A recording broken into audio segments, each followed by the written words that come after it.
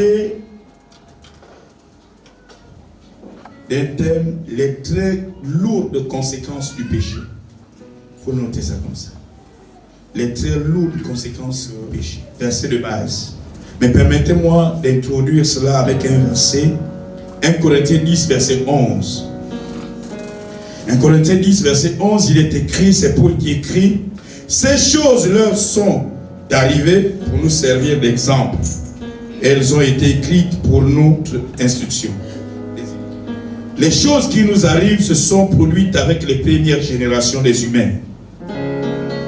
Et ce qui leur était arrivé doit nous servir de leçon. C'est ce que Paul nous dit. Alléluia. Lorsque nous regardons, nous jetons un regard assez clair dans la parole de Dieu, nous voyons les erreurs du peuple d'Israël. Et ces erreurs doivent nous enseigner. Alléluia. 1 Corinthiens donc 10, verset 11, nous dit ce que nous venons de lire. Ces choses leur sont arrivées pour nous servir d'exemple. Et elles ont été écrites pour notre instruction. Et l'apôtre Paul écrit donc aux Galates au chapitre 6, verset 7. Galates chapitre 6, verset 7, il dit ceci. Ne vous y trompez pas. Deux points.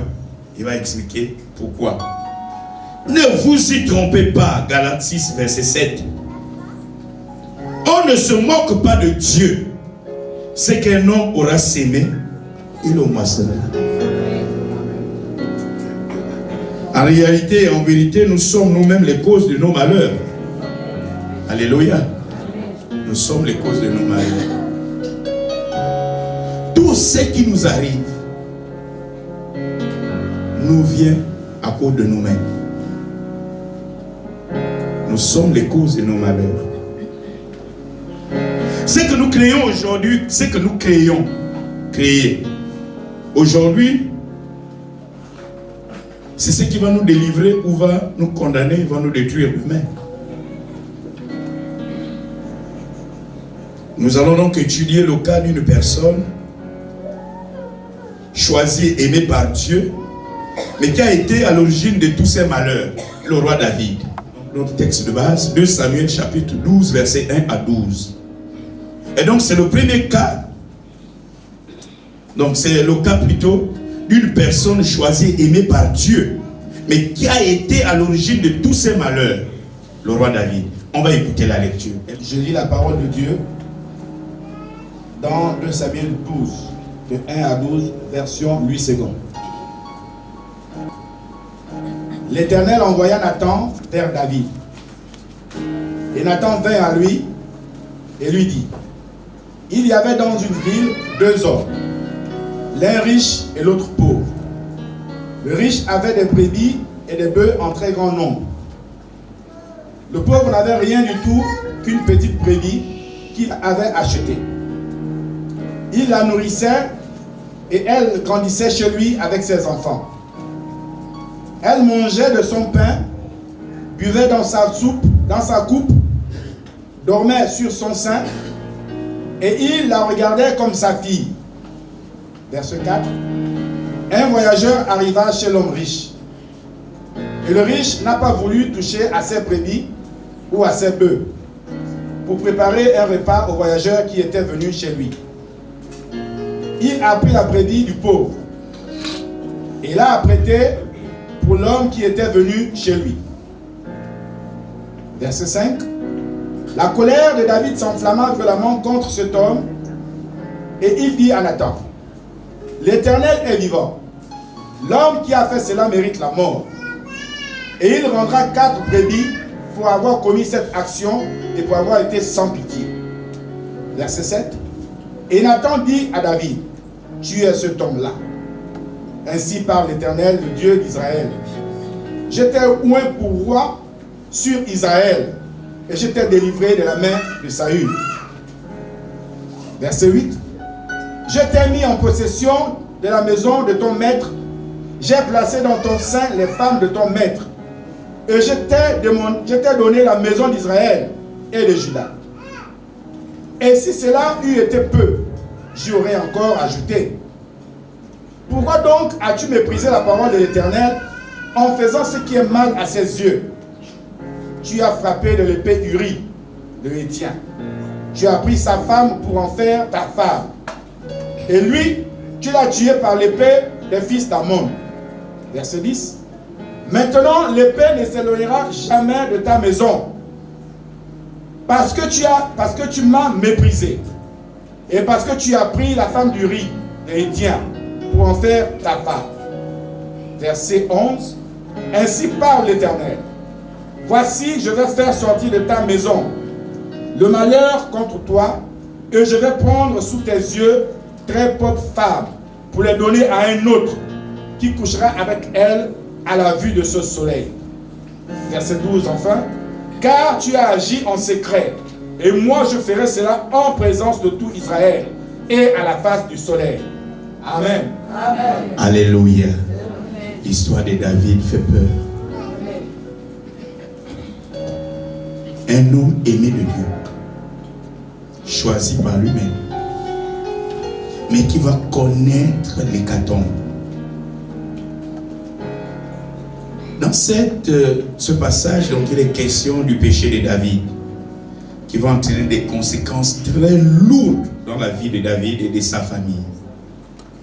Souvent on pêche, mais on ne pense pas à la question des conséquences. Les conséquences du péché, non seulement ont un impact sur notre vie, mais sur notre environnement. Alléluia. Sur notre entourage. Le premier point que nous voyons dans notre communication de ce soir, c'est d'abord le péché commis. Comment il arrive. Le premier point, le péché commis. Parce qu'on ne peut pas parler des conséquences sans péché commis. Le péché de David était une succession de péchés. Tout a commencé par une attitude. Tout a commencé par une attitude.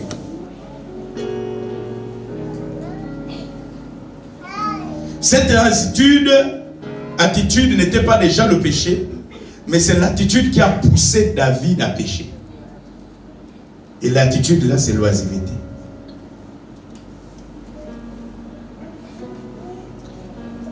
L'oisiveté est la première cause qui pousse les gens à tomber dans le péché. Il faut noter ça en grand. L'oisiveté est la première cause qui pousse les gens à tomber dans le péché. Tous ceux qui ne travaillent pas pour le Seigneur sont toujours oisifs. Voilà un monsieur qui a pris les rênes du peuple de Dieu, du peuple d'Israël, et qui ne veut pas suivre l'exemple de son prédécesseur ou des autres rois aux alentours qui vont sur le terrain de la guerre. Lui laisse partir les gens en expédition et lui reste parce qu'il est déjà arrivé. Mais la Bible nous montre que l'oisiveté était entraîné le premier péché de David. Bien aimé, mais c'est quoi qui crée l'oisiveté? Vous voyez, il y a un texte d'appui que j'aimerais ne pas vous saturer avec beaucoup de textes, mais c'est Luc, chapitre 17, versets 26 à 30. Le premier élément qui amène l'oisiveté, c'est dans Luc, chapitre 17, versets 26 à 30. Je vais lire pour vous. Ce qui arriva au temps du temps de Noé arrivera de même au jour du Fils de l'homme. Les hommes mangeaient, buvaient, se mariaient et mariaient leurs enfants jusqu'au jour où Noé entra dans l'arche. Le déluge vint et les fit tous périr. Je continue. Ce qui arriva du temps de Lot arrivera pareillement. Les hommes mangeaient, buvaient, achetaient, vendaient, plantaient, bâtissaient. Mais le jour où Lot sortit de Sodome, une pluie de feu et de soufre tomba du ciel et les fit tous périr. Il en sera de même le jour où le Fils de l'homme paraîtra. La fête. La fête est le premier élément qui nous entraîne dans l'oisiveté. La fête. Beaucoup de chrétiens aiment la fête. Mais les amis, dans la fête, c'est là qu'il y a beaucoup de choses qui se passent. La fête, quand il y a la fête, il y a la joie. On oublie l'essentiel. On tombe dans l'oisiveté. La fête nous amène à oublier l'essentiel. Quand on est dans la fête, on oublie d'être même vigilant. Les gens sont empoisonnés, pas dans leur maison. C'est pendant la fête. C'est pendant la fête. Oh, c'est pendant la fête que tu vas tomber dans la convoitise. La fête. La fête est un élément d'oisiveté qui amène l'oisiveté. Mais l'oisiveté ne s'arrête pas à la fête. L'oisiveté peut être créée par le non-service dans la maison de Dieu. Parce que quand tu ne sers pas, tu es oisif. Quand tu ne sers pas, tu es oisif. Quand tu sais que tu as quelque chose à faire, tu es prudent et tu t'engages, tu te consacres et tu te concentres. Mais quand tu ne fais rien, tu es oisif. L'oisiveté, on peut encore le trouver ici dans l'église. Oh, il y a beaucoup de choses. Bien-aimés dans le Seigneur. Combien de personnes ont été touchées? Je bénis le Seigneur pour quelques-uns. Mais combien de personnes, parfois même des responsables, qui ont créé de l'oisiveté dans la vie des gens, en venant te souffler des petites paroles pour te décourager. Et ils circulent dans les bureaux des gens, dans les domiciles, juste pour créer de l'oisiveté. Ils te disent des choses, des petits pics pour attirer ton attention. Tu vois, non? Et ils pensent qu'on ne connaît pas. Mais voilà pourquoi ils tournent en rond. Non, il suffit simplement de regarder le fonctionnement des gens, les bénédictions. Et les gens qui tournent, ils se battent, ils mentent même. Ils ne sont pas bénis. Ils vivent la galère. Parce qu'ils sont des sujets d'oisivité pour les autres. Ils détournent les gens. Comment un responsable peut draguer une soeur dans l'église? Tu es marié et tu couches avec elle. C'est un sujet d'oisivité. Et la sœur pense qu'elle a trouvé. Un autre viendra faire pareil jusqu'à ce que tu vas vieillir. Après tu vas dire, mes parents m'ont maudit. Lui-même c'est un perdu. Il y a ce qu'on montre que vous pensez que les gens sont. Il y a ce que les gens ne sont pas. Les gens peuvent, quelqu'un peut s'habiller bien comme moi, propre, mais il n'est pas là, ce qu'il est. C'est le paraître. Le sujet d'oisiveté. Vous savez, moi j'aimerais vous montrer un exemple typique. Il y a quelqu'un qui est né même père, même mère. C'est ma femme avec sa petite soeur Marina. Mais ils ne sont pas proches en aucun cas. Même pas un peu. Ce n'est pas un problème de familiarité. Le Seigneur, ce n'est pas un problème de familiarité. Donc je ne peux pas me chercher une oisiveté alors que je ne vais pas tomber dans le péché. Parce que parfois ce n'est pas encore le péché. Mais quelqu'un va te créer des pics pour te faire douter de là où tu pars. Et tu dis, c'est quand même mon grand frère, hein? C'est quand même mon petit frère, c'est ma soeur. Il a un titre. Donc c'est pas un problème de titre aussi. Quelqu'un peut porter un titre, mais ça fait partie du management. Amen. Jésus n'avait pas un sorcier avec lui. Vous croyez que quelqu'un se lève comme ça, il devient un leader. Il étudie d'abord le maître. Comment le maître a fonctionné pour qu'il fonctionne aussi. Le maître dit qu'il avait un des collaborateurs. Parmi les 12, il y avait un sorcier. Il s'appelle Judas. Il l'appelle, dans la Bible, il l'appelle démon. Il dit, c'est pas moi qui vous ai appelé. Ouais, mais moi je sais qu'un de vous est un démon.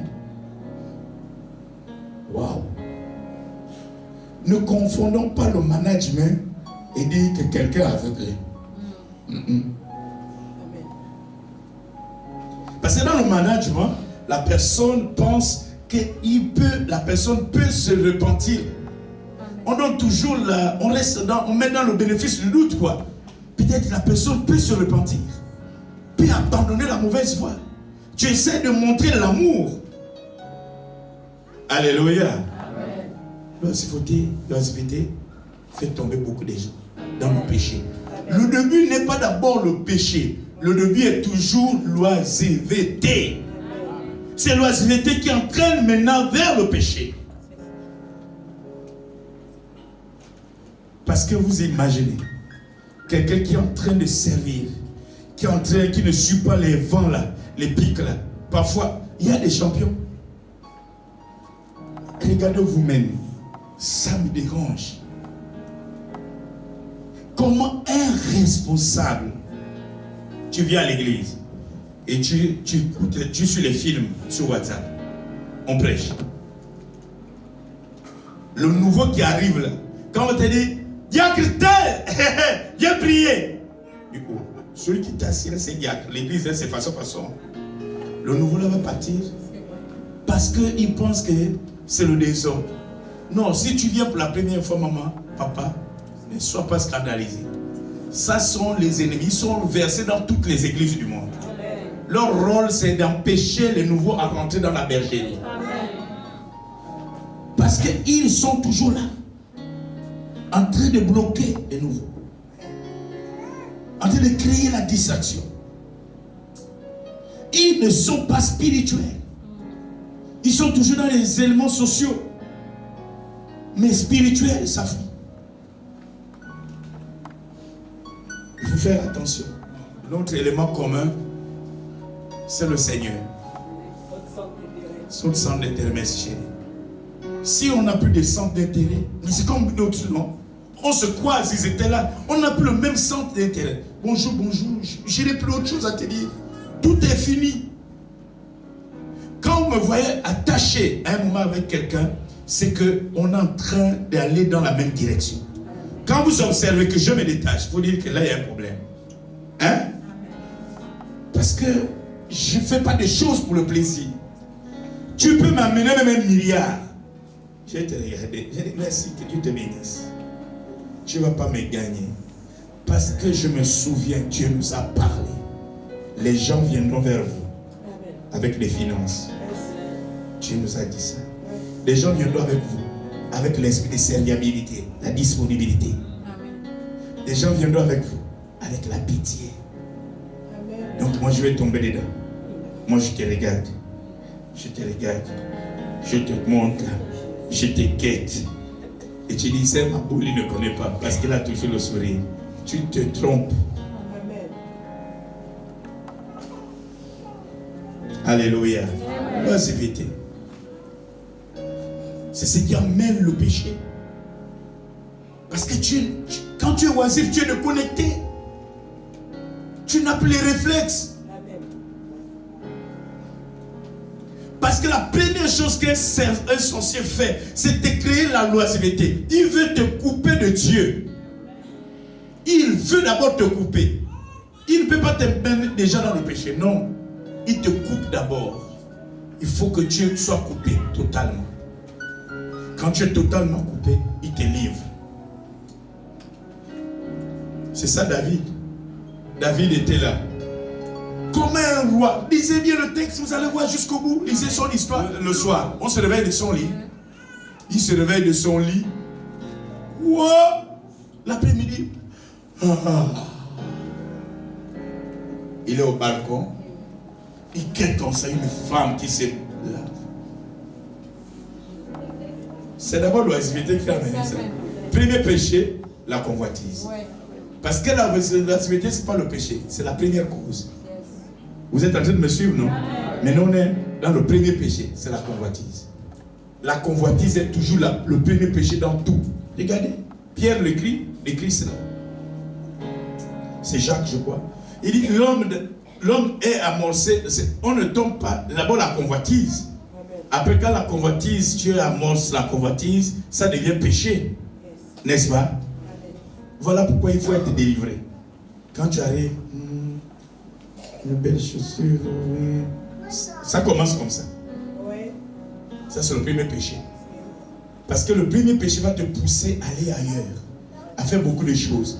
C'est la convoitise qui va pousser les gens à tomber dans le sexe, à tomber dans le vol, à tomber dans même le matu vu, dans le mensonge. Mais si c'est le convoitise, c'est d'abord convoiter, vouloir quelque chose avec une envie bizarre.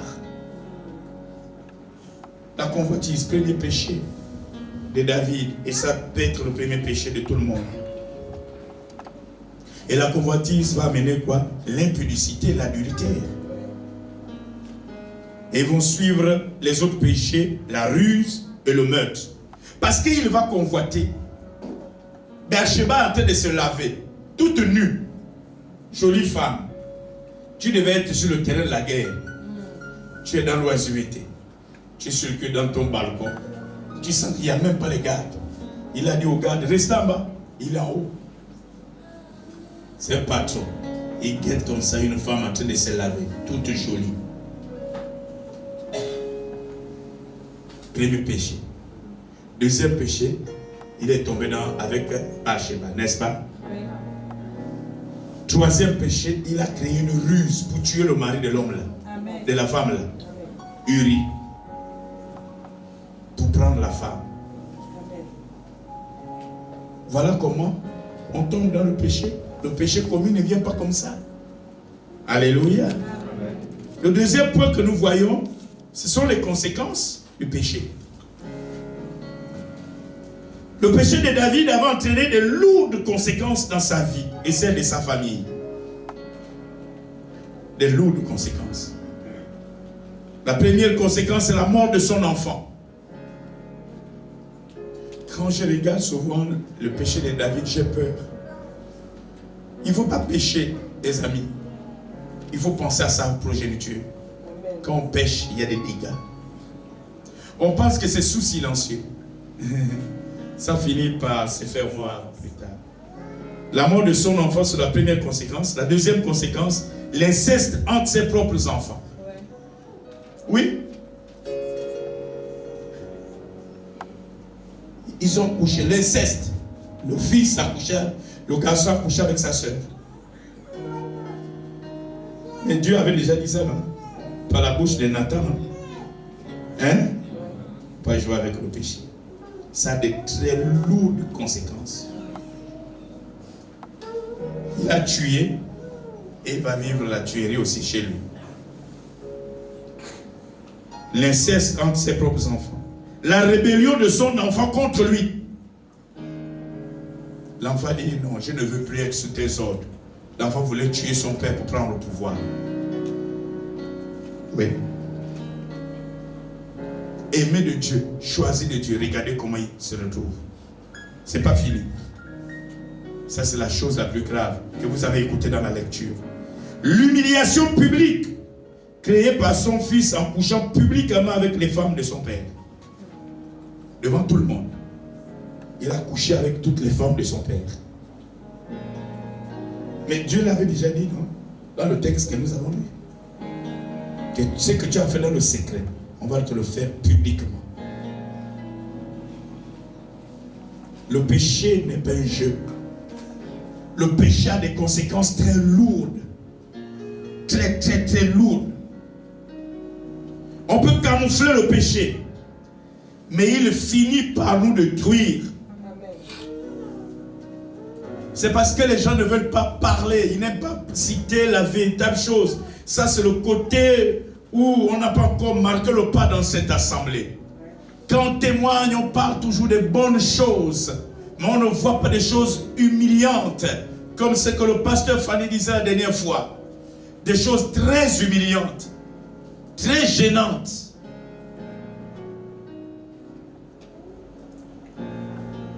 À un moment donné, il faut qu'on arrête. Le péché, c'est une arme principale. C'est l'arme, c'est pas une. C'est l'arme principale que le diable utilise pour détruire l'homme et l'empêcher de vivre heureux.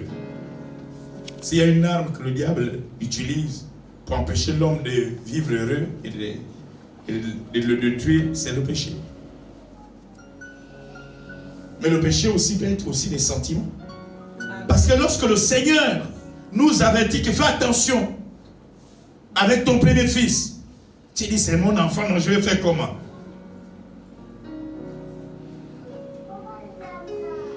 Parfois il y a des couples qui se déchirent parce que la femme est peut-être vigilante. Il dit, ah mon mari, sois un peu, fais attention à ça. Non, tu n'aimes pas mes parents. Eh mon ami, tu ne connais pas. Quels parents?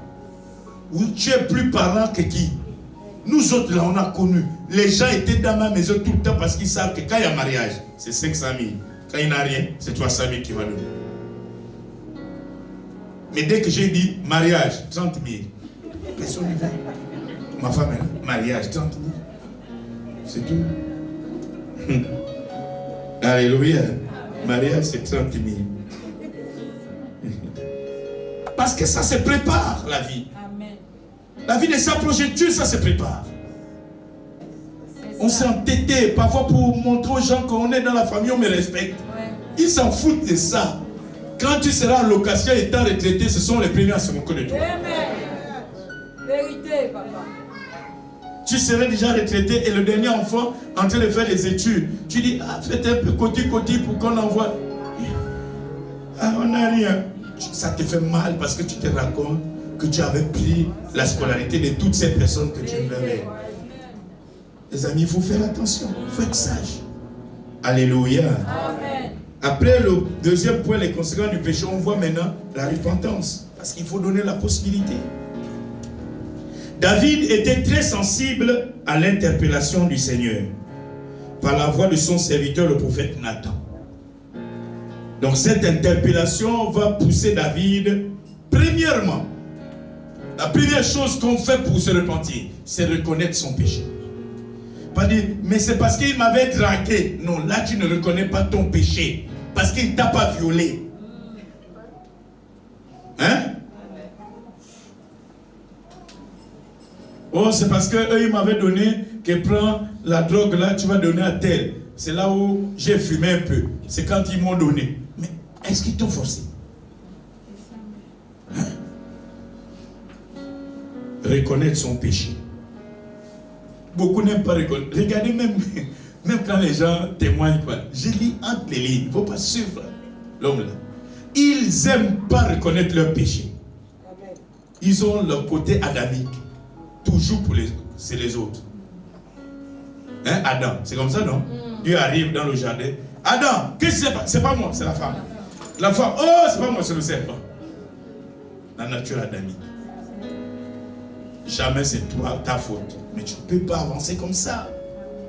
La première chose dans la repentance, c'est reconnaître son péché. Alléluia. Reconnaître son péché. Parce qu'en réalité, c'est ce qui déclenche le reste. Quand tu reconnais ton péché, la première étape. Deuxième étape, tu dois regretter ce péché. Tu ne dois pas te réjouir de ce péché. Après, il faut le confesser. Parce que la confession, tu peux la faire auprès d'un homme de Dieu pour te libérer. Alléluia. La confession. Quatrième étape, c'est l'abandon total du péché. Il faut abandonner.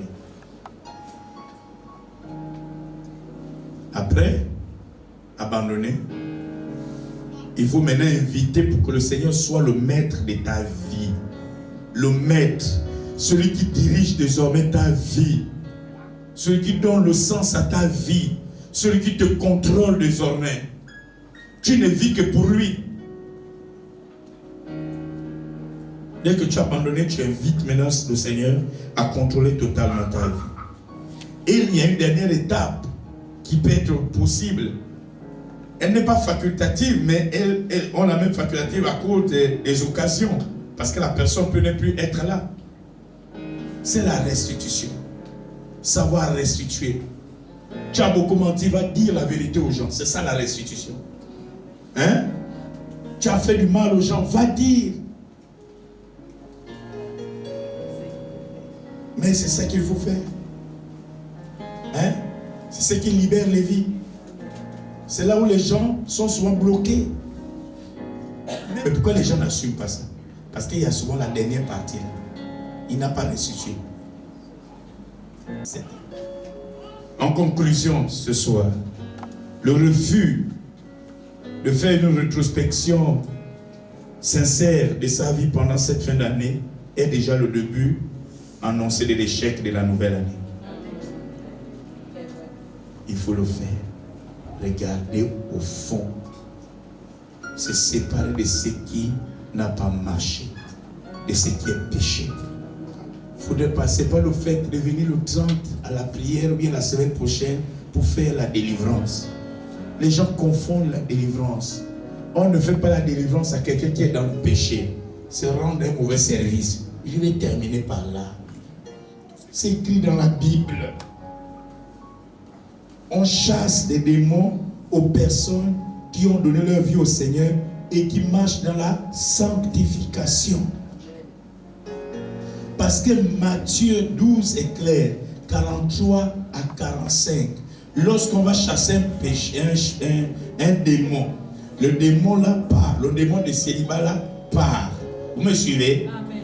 Et puis tu replonges dans ton péché. Le démon là revient avec 7 démons plus méchants que lui. Avec lui, ça fait 8. Il revient. Ton célibat devient plus compliqué. Il ne faut pas suivre ce qu'on fait partout là. On délivre quelqu'un qui a décidé de suivre le Seigneur, qui a tout arrêté.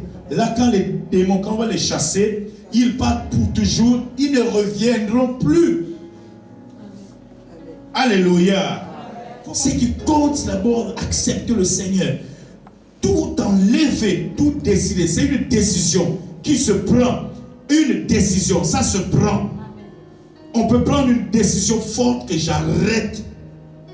Parce que si tu ne l'arrêtes pas, si tu n'arrêtes pas, tu vas continuer dans les difficultés. Amen. Alléluia. C'est bon? Est-ce qu'on peut prier?